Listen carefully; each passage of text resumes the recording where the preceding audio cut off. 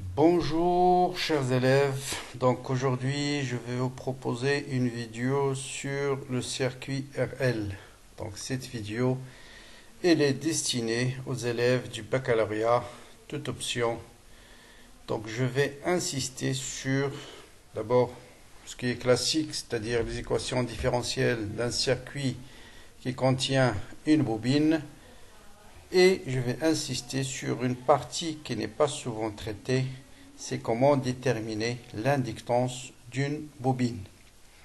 Donc on va d'abord définir une bobine, quelle est la tension au bord d'une bobine, comment déterminer l'inductance de la bobine en appliquant non pas un échelon de tension, mais ce qu'on appelle un, un courant triangulaire.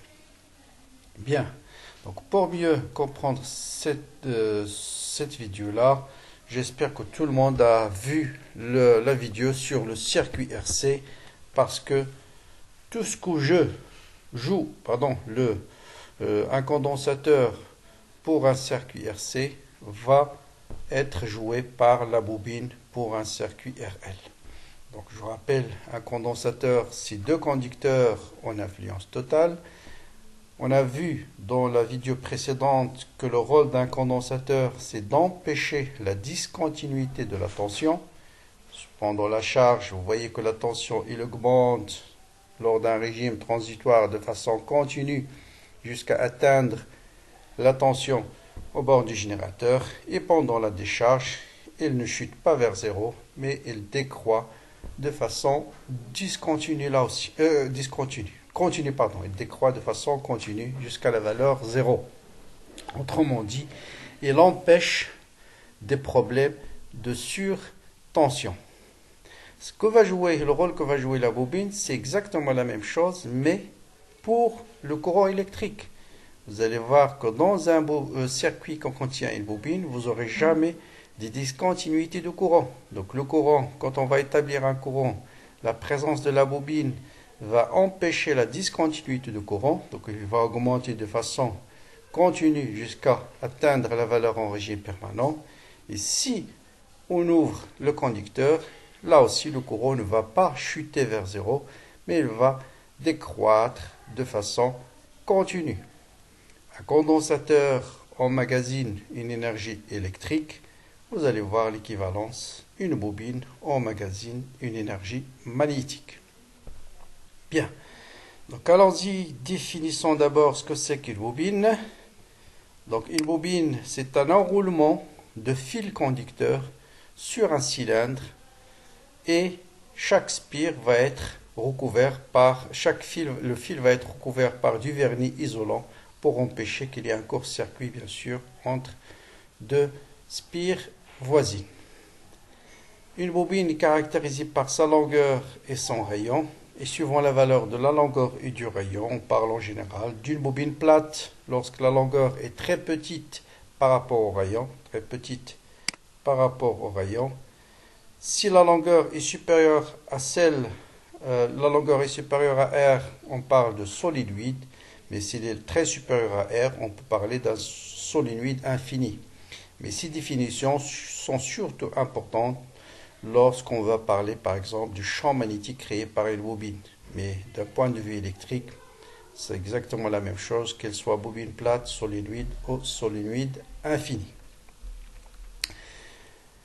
Voyons ce qui se passe d'abord expérimentalement, avant de faire aucune formule théorique. Si vous avez par exemple ce circuit-là, et si vous avez une lampe, ça ne se voit pas très bien, donc c'est une lampe L2, et si vous avez une résistance grand R qui a la même valeur est égale à petit r, c'est là la même valeur que la résistance interne de la bobine, et vous avez deux lampes.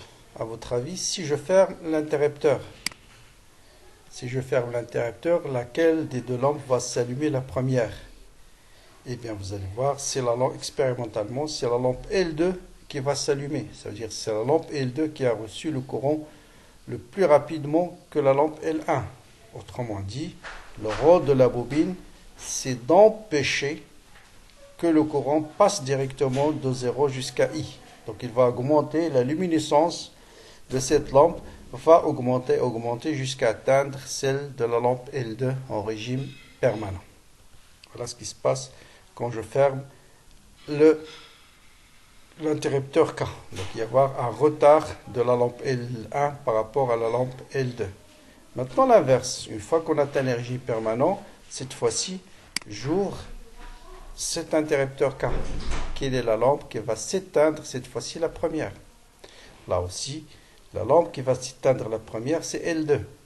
Autrement dit, cette bobine-là a emmagasiné une certaine énergie électrique sous forme d'énergie magnétique. Et quand j'ouvre le circuit, elle va jouer le rôle du générateur. Donc, il va fournir un courant électrique qui va s'opposer à la diminution du courant principal. Et vous allez voir, cette lampe-là va s'éteindre de façon continue jusqu'à ce qu'elle s'éteint complètement. Donc voilà, donc c'est la même chose pour le condensateur. Lors de décharge d'un condensateur, la tension au bord du condensateur, il ne passe pas directement à zéro, mais il passe de façon continue. Là, ce qui est joué par la tension pour un condensateur va être joué par le courant pour une bobine.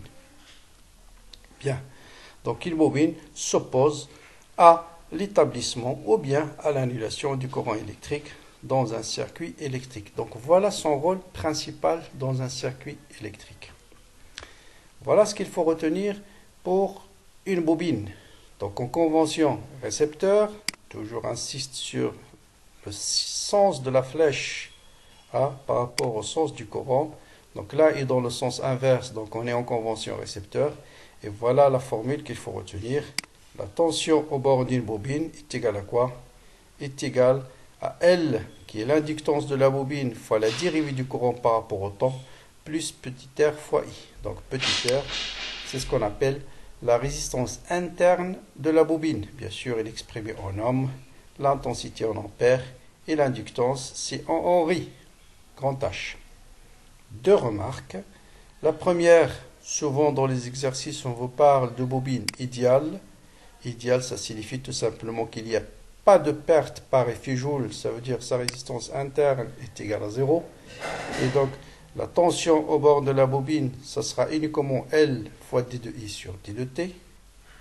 Deuxième remarque, dans le cas du régime permanent, c'est-à-dire une fois que le courant atteint sa valeur maximale, ou autrement dit sa valeur qui est devenue constante, la dérivée d'une constante par rapport au temps, c'est bien 0. Et donc, la tension au bord de la bobine va se réduire à RI. Ça veut dire quoi? Ça veut dire que la bobine va se comporter exactement comme une résistance. Mais ça, c'est valable uniquement dans le cas du régime permanent. Donc, vous voyez bien que la tension au bord de la bobine dépend de la dérivée du courant par rapport au temps. Donc, c'est pourquoi souvent, ce qui est important dans les bobines, c'est non pas d'appliquer une tension constante, mais une tension variable, comme par exemple un signal triangulaire. Donc voilà ce qu'on appelle un signal triangulaire justement. Donc ici vous avez non pas un échelon de tension, un générateur de tension, mais ce qu'on appelle un GBF, générateur de basse fréquence. Il va fournir un courant électrique qui varie de façon triangulaire, c'est-à-dire c'est un courant périodique, vous voyez, voilà la période de la hala, donc ça c'est le temps. Pendant une demi-période, elle décroît de façon continue, et pendant la deuxième demi-période, elle croît de façon continue. Décroît, croît, donc vous voyez qu'il y a un signal, ce qu'on appelle un signal triangulaire. Et si on met la masse ici, bien sûr, vous voyez ici que la flèche du courant, le courant est dans ce sens-là, supposons que le courant est dans ce sens-là, cette tension, c'est la tension au bord de cette résistance, mais comme la flèche est dans la même tension, donc la tension ici c'est moins RI, autrement dit c'est moins U de R. Faites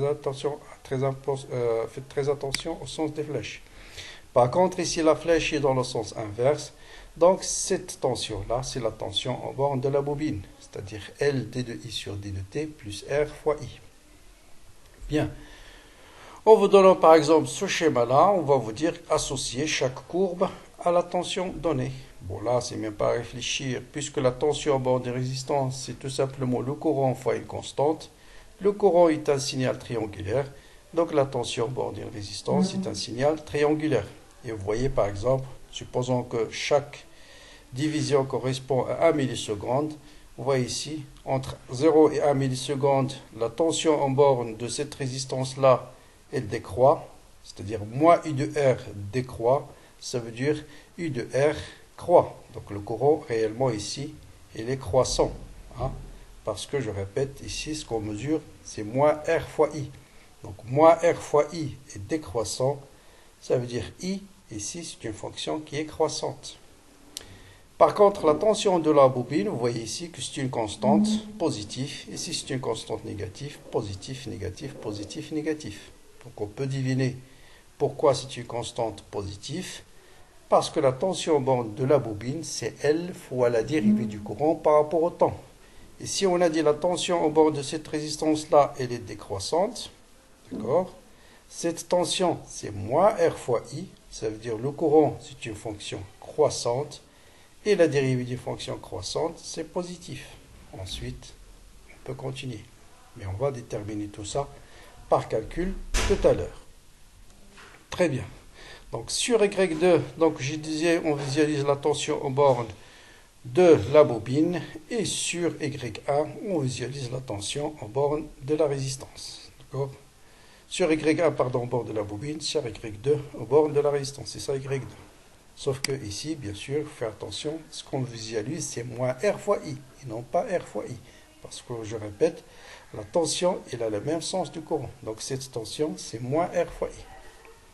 Bien. Bon, si par hasard, on vous met la masse ici, ce qu'on va visualiser sur Y1 cette fois-ci, c'est pas la tension au bord de la bobine, c'est la tension entre ce point et la masse, ça veut dire la tension au bord du GBF.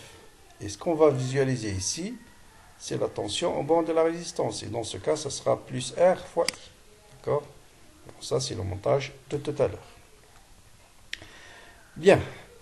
Maintenant, je vais passer d'abord par l'expérience. J'ai fait une expérience d'un circuit RL. Je visualise deux tensions par un oscilloscope.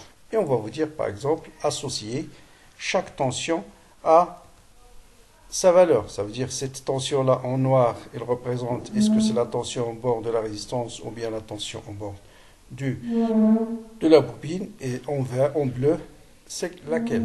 Bien sûr, ici, on vous dit, toujours, ça concerne le circuit précédent, c'est-à-dire un générateur basse fréquence à courant qui fournit un courant triangulaire.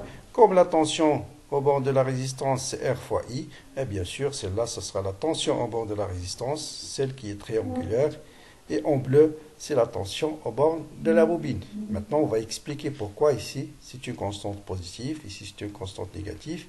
Et le but, c'est de déterminer la valeur de l'inductance de la bobine.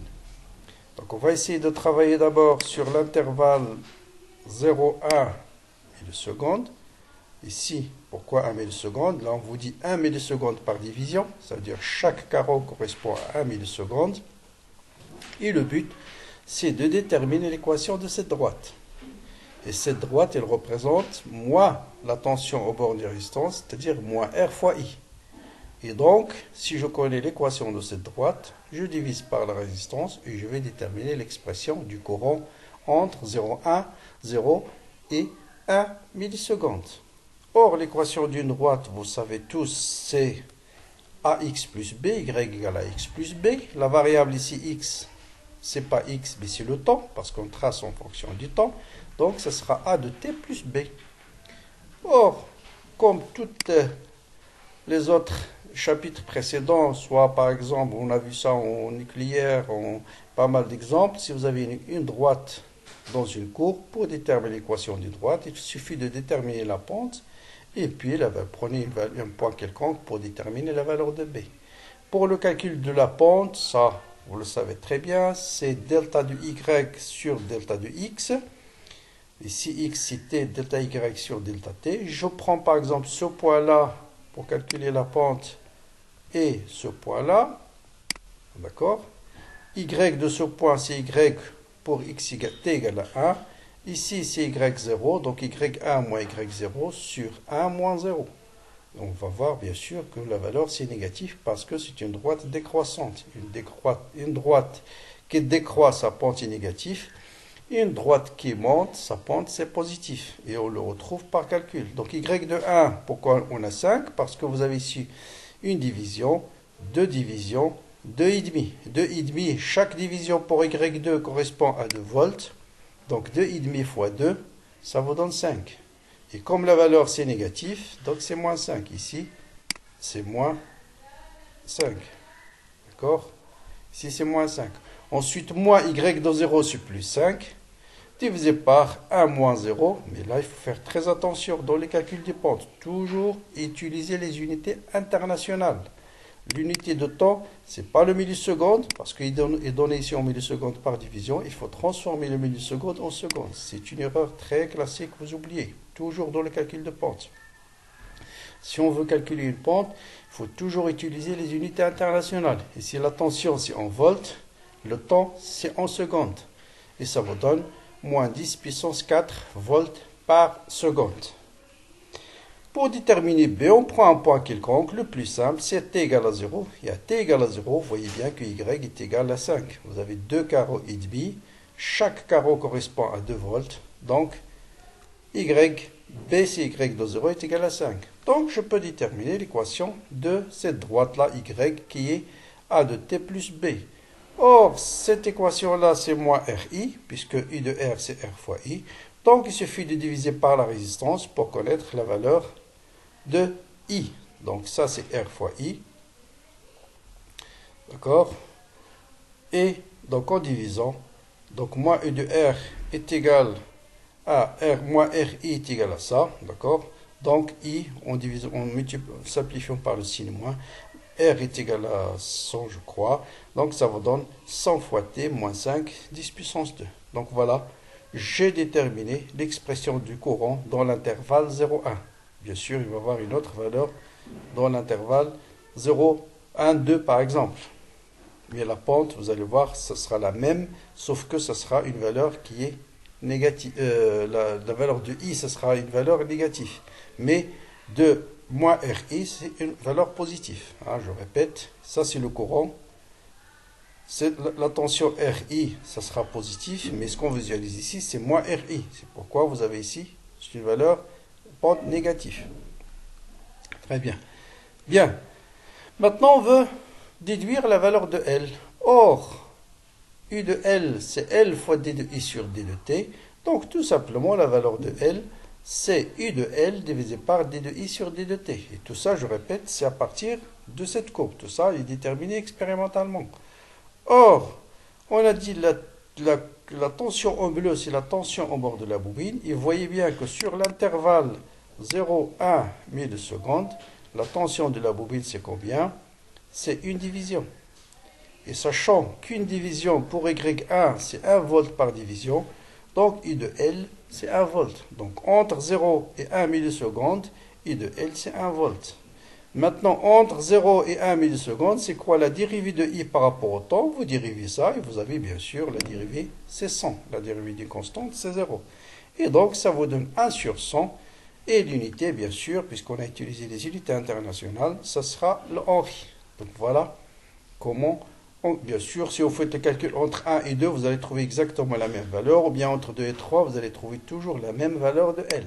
Hein? L, c'est une constante. Donc, c'est une caractéristique de la bobine. On l'appelle conductance. Donc, son équivalent pour le condensateur, c'est la capacité.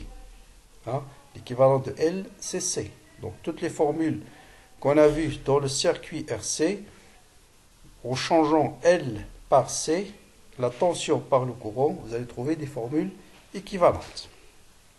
Donc, voilà pour un circuit RL, de point de vue expérimental, lorsqu'on y applique une tension triangulaire. Passons maintenant au cas classique, ce qu'on pose en général, un circuit RL auquel on applique un échelon de tension. Donc ceux qui n'ont pas encore vu le circuit RC peuvent voir ce lien-là.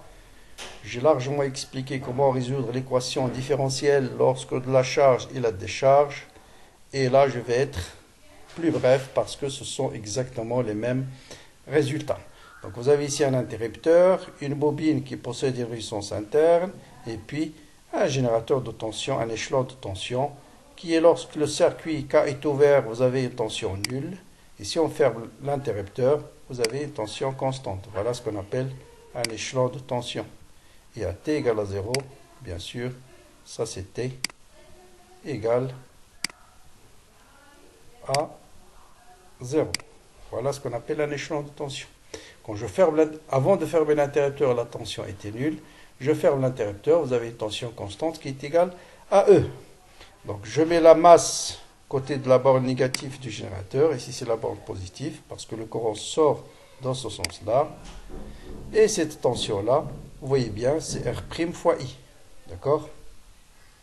Et cette tension-là, c'est L d de I sur d de T plus petit r fois I. Et cette tension-là, pardon, ça c'est non, il faut mettre, oui c'est ça, d'accord? Donc ça c'est la tension. Attention, la flèche est dans le sens inverse le courant, bien sûr, c'est L d de I sur d de T plus R fois I. Donc vous voyez bien que la tension au bord de la résistance R' plus la tension au bord de la bobine est égale à la tension au bord du générateur, et c'est la loi d'additivité des tensions, donc classique. Donc sur Y, on visualise la tension au bord de R, et donc on a accès au courant. Donc, si je ferme l'interrupteur, voilà ce qu'on va observer expérimentalement. Donc là, je vous donne déjà le résultat expérimental. Vous voyez que le courant, si je ferme l'interrupteur, ça c'est la tension au bord de la résistance. Mais comme cette tension c'est R fois I, donc c'est en gros la même variation que le courant. Vous voyez que le courant, il augmente de façon continue jusqu'à atteindre sa valeur maximale. Donc c'est exactement la même courbe que nous avons obtenue pour la tension ou bien pour la charge pour Q de T lorsque on traite la charge d'un condensateur.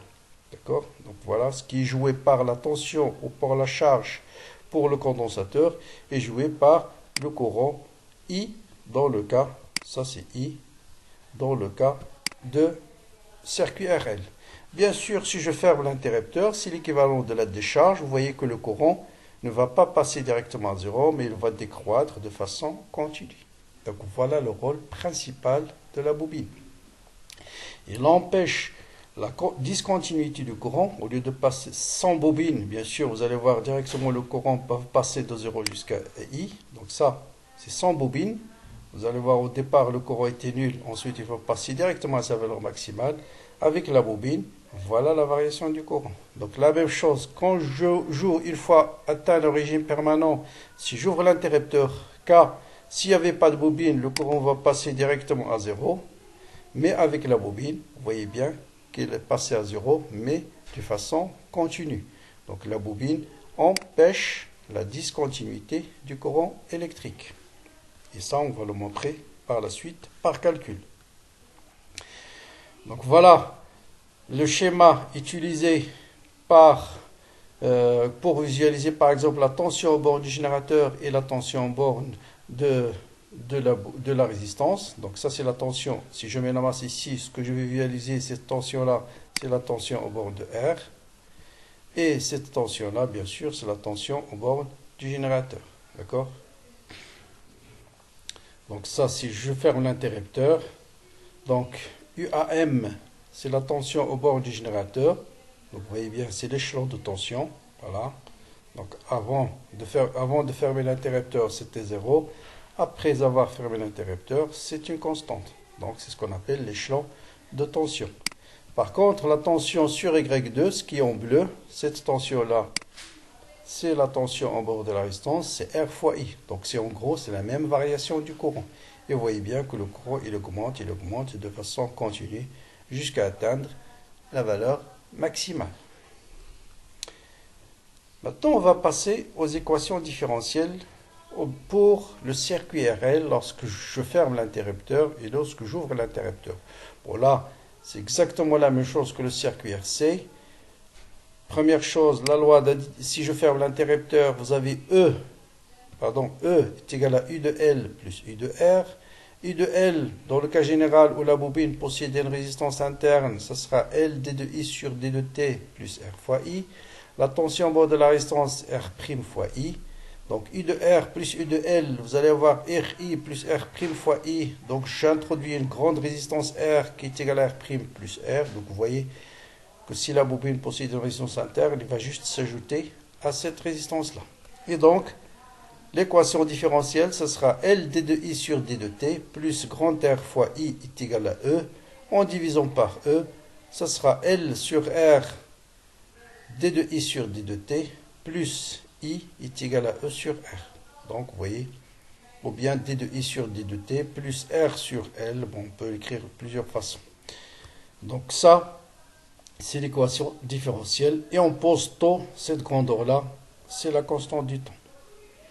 Bon, comme le circuit RL, en général, on vous propose la solution et on vous dit vérifiez que cette équation-là, cette solution-là est solution de l'équation différentielle.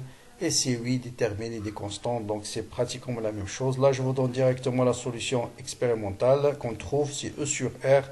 Bon, souvent, on vous donne ici A moins B exponentielle moins K fois T. Ici, j'ai introduit cette valeur ici. Je vais vous montrer tout à l'heure comment on trouve les constantes A et B. Comment on arrive à cette équation. Là, je vous donne juste la solution. Donc, si T est égal à taux, vous voyez bien que vous avez ici 1 moins E. Et 1 moins E, c'est 0,63. Donc, c'est 0,63 fois I maximal.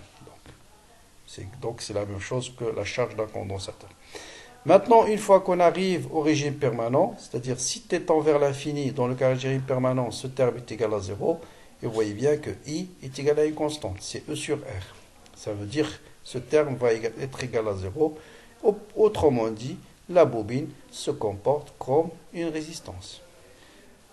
À partir de ce temps-là, par exemple, on ouvre l'interrupteur, et dans ce cas, je vais avoir quoi? Je vais avoir U de R plus U de L égale à 0. D'accord? D'accord? Et après, je remplace bien sûr I de R par sa valeur, c'est R' fois I. I de L, c'est L d de I sur d de T plus R fois I. Je pose R' plus R égale à 0 et je divise par R. Et vous avez cette équation différentielle. Là aussi, on vous donne la solution, par exemple, c'est A exponentielle K fois T. Si je remplace cette équation ici, je peux déterminer que la constante A, c'est E sur R. Et la constante K, c'est R sur L. Et vous voyez bien que c'est exponentielle moins t sur taux. Donc taux, c'est L sur R. Et si t est égal à taux, vous avez ici exponentielle moins 1. Et exponentielle moins 1, c'est 0,63 de la valeur maximale. Donc, non, il y a une erreur ici. Je pense pas que c'est 0,63. On fait le calcul. Ah, d'accord. Voilà, c'est 0,37. C'est pas 0,63, c'est 0,37. Par exponentielle moins 1. C'est 0,37 fois Imax. Imax, c'est E sur R. C'est une façon de déterminer la constante du temps. Donc voilà, j'ai donné ici les équations différentielles, mais je vous ai donné la solution. Mais après, je vous montre comment on arrive aux solutions. Mais comme je disais, c'est exactement la même chose que nous avons vu dans la vidéo précédente pour le circuit RC.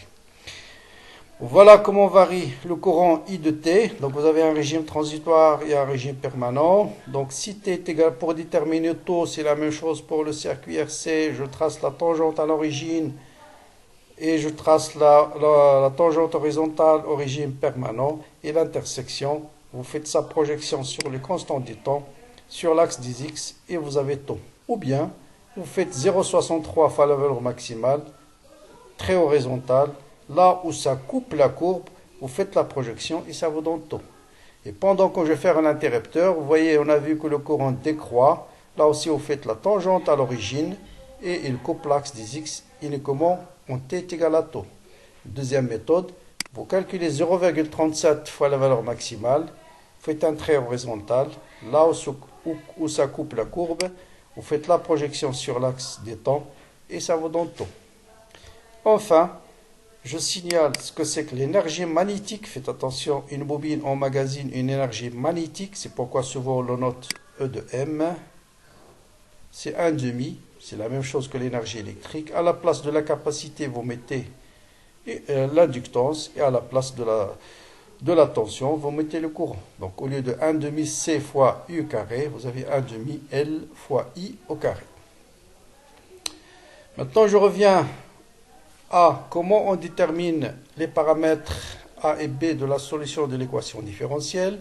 Donc je répète ici l'équation différentielle, je pense tout le monde, donc, en utilisant la loi d'additivité des tensions, c'est comment on arrive à l'équation différentielle, qui peut s'écrire L sur E d de I sur d de T plus R sur I fois E est égal à A ou bien E est égal à ça. Donc on va dans la forme, soit A facteur de 1 moins exponentielle kt, ou bien A plus B exponentielle k fois t, ou bien t sur alpha. Bon, ça dépend des exercices, mais le principe, c'est toujours le même. Le principe, c'est quoi? C'est d'abord de déterminer l'équation différentielle vérifiée par I de t, c'est déjà fait. Vous calculez dI sur dt, donc la dérivée de A c'est 0, la dérivée de exponentielle kt c'est k exponentielle kt, et puis je remplace d de I sur d de t ici par sa valeur, je remplace I par sa valeur, je mets tout ce qui est exponentiel k de t en facteur, donc c'est exactement la même chose que pour le circuit RC, et les autres termes je les laisse d'à côté. Donc si vous avez quelque chose fois l'exponentielle k de t ou bien alpha de t ou bien t sur alpha plus d'autres termes égal à 0, ça c'est égal à 0 quel que soit t, si et seulement si ce terme est égal à 0 et ce terme est égal à 0.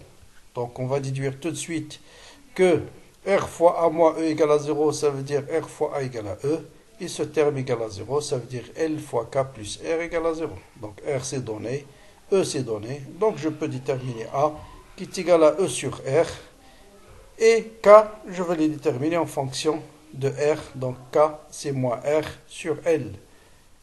Ou rappelez-vous, taux c'est R sur L, donc K c'est moins taux, donc toujours c'est exponentiel, moins taux, moins T, non il y a une erreur ici, ça doit être moins T sur taux, hein. Donc T sur taux. Il y a un petit problème ici. Voilà, donc la constante K, ici, c'est moins R sur L. En fait, taux, c'est L sur R. Donc, bien sûr, vous avez ici exponentielle K fois T. Et en général, c'est exponentielle T sur taux. Donc, ça, c'est moins 1 sur taux et non pas taux. Voilà. Maintenant, pour déterminer, on a déterminé la constante A. Il nous reste à déterminer la constante B. Parce que ici, vous voyez que des fois, on peut déterminer les deux constantes, comme dans le cas du circuit RC, mais là, on a déterminé uniquement la constante A. Donc, souvent, si l'équation différentielle ne vous permet pas de déterminer les deux constantes en même temps, il faut revenir aux conditions initiales. C'est une donnée toujours qu'on peut utiliser. Et pour déterminer B, on va utiliser les conditions initiales. Aura T égale à 0, rappelez-vous, I égale à 0, parce qu'il n'y avait pas de courant, il n'y a pas de tension. Donc, vous remplacez dans l'expression du courant électrique ici, I par 0, donc ça vous donne A plus B, parce que exponentielle 0 est égal à 1. Donc, A plus B égale à 0, ça veut dire A égale à moins B. Donc, A, et A c'est E sur R, donc je peux déterminer I de T est égal à E sur R, facteur de 1 moins exponentielle moins R sur L fois T. Donc c'est bien l'expression que je donnais tout à l'heure dans la partie expérimentale. Bon, si vous connaissez I de T, vous pouvez déterminer toutes les autres tensions, comme ce qu'on avait aussi, on a déjà vu pour le cas du circuit RC. Donc voilà la représentation de cette courbe, d'accord? Donc c'est une fonction croissante. Donc pour déterminer taux, qu'est-ce qu'on fait? On trace la tangente à l'origine, je trace la valeur... la symptote horizontale au régime permanent et le point d'intersection c'est H ici. Je fais la projection sur l'axe des temps et ça vous donne la valeur de taux. Et comme j'ai dit tout à l'heure, une deuxième façon de trouver taux, ici souvent on vous donne la valeur de R, donc vous connaissez cette valeur là, supposons c'est 100. Vous connaissez 0,63 fois 100, ça vous donne 63. Vous faites l'axe horizontal, le point de l'intersection avec la courbe, ça vous permet de déterminer taux. Bien. Maintenant, on peut déterminer les autres tensions. Si on connaît la tension au bord de la bobine, d'après la loi d'additivité de tension, E c'est I de L plus R fois I. Donc I de L c'est E moins RI. Et vous voyez que la tension au bord de la bobine, c'est celle-là.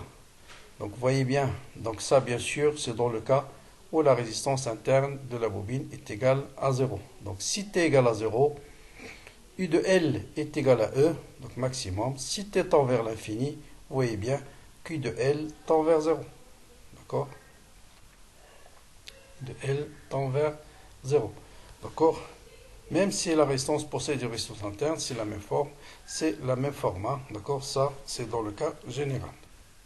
Bien sûr, hein, ici c'est dans le cas général parce que la résistance interne de la bobine, elle est déjà inclue dans le grand R. Donc voilà la tension en bord de la bobine. Vous voyez bien qu'en régime permanent, c'est-à-dire à la fin de la charge de régime permanent, la tension en bord de la bobine, là, I de L est égale à 0. Pourquoi? Parce que I, c'est une constante, donc D de I sur D de T est égal à 0, donc I de L est égal à R fois I. Donc, ça, donc I de L, c'est E exponentielle moins T sur tau. Bien. On ouvre l'interrupteur, hein, c'est-à-dire l'équivalent de la décharge. Donc la loi d'activité de tension I de L plus U de R, cette fois-ci, ça sera égal à 0. D'accord? Donc je vais utiliser toujours le Schrödinger. Il est où là? Il est là. Il est là. Voilà, donc c'est l'équation en différentiel. Pourquoi il n'est pas venu? Bon, pardon. Désolé. Voilà, petite idée. Voilà. Donc ça c'est U de L plus U de R égale à 0. On vous donne toujours la forme de la solution, c'est A plus B exponentielle K de T. La même chose, vous cherchez D de I sur D de T. Vous remplacez dans cette équation et ça voilà vous permettre de terminer. On a trois inconnus, donc A, B et K. On a besoin aussi d'utiliser les conditions initiales. Donc D de I sur D de T, c'est B fois K exponentielle K fois T. Je remplace I de T par sa valeur, D de I sur D de T par sa valeur. Je mets tout ce qui est exponentielle K de T en facteur. Hein? Et qu'est-ce qui va me rester? 0 est égal à ça plus ça. Ça veut dire ce terme est égal à 0 et ce terme est égal à 0. Parce que je répète, quelque chose fois exponentielle K de T plus autre chose égale à 0 ne peut être vrai quel que soit T si seulement si les deux termes sont nuls. Donc, vous avez R fois A égale à 0 et L, K plus R égale à 0. Donc, A égale à 0 et K est égal à moins R sur L. Donc, le courant pendant l'ouverture de l'interrupteur va varier suivant B exponentielle moins R sur L fois T. Comment déterminer B? On utilise les conditions initiales. Rappelez-vous, là, c'est pendant la fermeture de l'interrupteur, le courant augmente jusqu'à atteindre sa valeur maximale qui est E sur R. Maintenant, T égale à 0, c'est là. Hein, c'est à ce moment-là que j'ai ouvert l'interrupteur. Et vous voyez qu'à T égale à 0, I est égal à E sur R. Et c'est ça qu'on va utiliser pour déterminer, voilà, I0, c'est E sur R. Hein, d'accord? Donc, vous remplacez T par 0, ça vous donne I de 0, c'est B. Donc, B est égal à E sur R. Donc, voilà l'expression du courant électrique pendant que l'interrupteur est ouvert. Donc, voilà quelques remarques. Donc, vous voyez que T, lorsque T tend vers l'infini, le courant tend vers 0, parce que exponentiellement à l'infini, c'est 0. Le courant électrique ne s'annule pas brusquement, mais de façon continue. Ici, c'est le rôle de la bobine, j'ai déjà expliqué ça. Et de façon générale, une bobine s'oppose aux variations de l'intensité du courant électrique, que ce soit pendant l'ouverture ou pendant la fermeture de l'interrupteur. Donc, pour déterminer taux, comme pour le cas de la décharge du condensateur, soit vous tracez la tangente à l'origine et directement l'intersection avec l'axe des temps, c'est taux, ou bien, si t est égal à taux, exponentielle moins 1, c'est 0,63, vous calculez 0,63 de la valeur maximale, et ça vous donne directement la valeur de taux. Enfin, pour déterminer la tension au bord de la bobine, bien sûr, vous avez l'expression de I, vous remplacez dans cette expression-là, le reste c'est des calculs classiques, à la fin, sachant que la valeur de I est égale à ça, vous allez trouver U de L, c'est moins E, exponentielle moins R sur L fois T. Donc, à T égale à 0, c'est moins E, donc il va augmenter, c'est négatif, il augmenter jusqu'à atteindre la valeur 0. Donc bien sûr, ça c'est pour une bobine idéale. Toujours question classique aussi, on vous demande des fois de déterminer la dimension de taux. Je rappelle, taux est égal à L sur R, donc quelle est la dimension de L sur R? Donc vous prenez par exemple l'équation différentielle U de L, c'est L, D de I sur D de I sur D de T, donc pour une bobine idéale, ça suffit largement pour déterminer la dimension de L. Ça signifie quoi? Ça signifie que la dimension d'une tension, c'est la dimension de l'inductance fois la dimension d'un courant divisé par la dimension du temps. Or, U, c'est R fois I. Je remplace ici U par dimension d'une résistance fois dimension du courant. Je simplifie par la dimension du courant et j'obtiens tout de suite que la dimension de R sur L, c'est bien A sur T. Or, taux, c'est L sur R, donc taux a bien la dimension d'un temps. D'accord? Voilà comment on détermine, comment on justifie que taux a bien, ou bien L sur R a bien la dimension d'un temps. Bien sûr, la dimension, l'unité de L, c'est l'henri, et R, c'est le ohm. Donc, henri par ohm, c'est seconde. Enfin, je termine par un petit exercice d'application qui va vous montrer comment déterminer la ductance d'une bobine. Supposons qu'on vous donne ici ce circuit ici. Avec l'inductance, c'est 10 millihenry. On vous donne ici 1 milliseconde correspond à 1 volt. 1 centimètre correspond à 1 volt. 1 seconde correspond à 1 milliseconde. Et qu'est-ce qu'on représente ici? La tension est étudiée en convention récepteur. Donc l'intensité du courant traversant une bobine idéale, ça c'est l'expression de l'intensité. Voilà. On vous donne l'expression de l'intensité pour ce circuit-là, qui est alimenté par un GBF, donc un circuit dont le courant est à cette allure-là. Et à partir de cette courbe, on vous demande de déterminer l'inductance de cette bobine-là.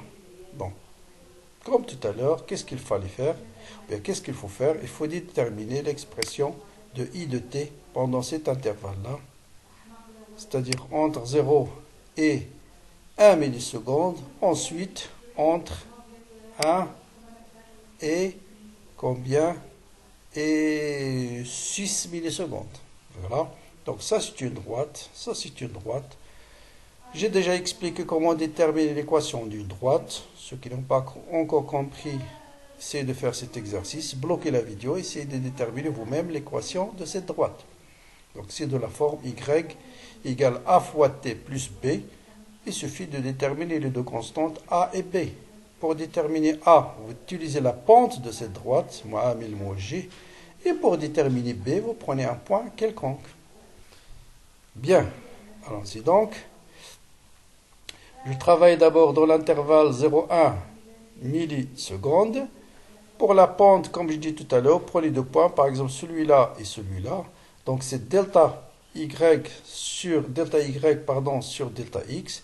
Donc delta y, c'est y de ce point qui est moins 0,3 moins y de ce point qui est 0,2 divisé par t2 qui est 1 moins 0, c'est 1. Mais toujours n'oubliez pas, puisque c'est en millisecondes, de transformer le milliseconde en seconde.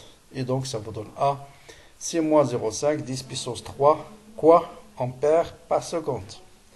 Bon, pour déterminer B, vous prenez un point quelconque. Or, I de L, c'est L d de I sur d de T. Donc, il est égal, là, voilà, donc là, on a déterminé l'expression de la pente de A. Donc, I de T, c'est A fois T plus B. Or, L, là, je n'ai même pas besoin de savoir la valeur de B. Parce que s'il m'intéresse, donc ça, c'est en fait, est égal à L. C'est quoi la dérivée de I par rapport au temps? C'est petit a. Donc, et donc, pour déterminer L, j'ai besoin uniquement de I de L et de A. D'accord? Mais bien sûr, voilà. Donc, voilà. Bon, allons-y donc, continuons.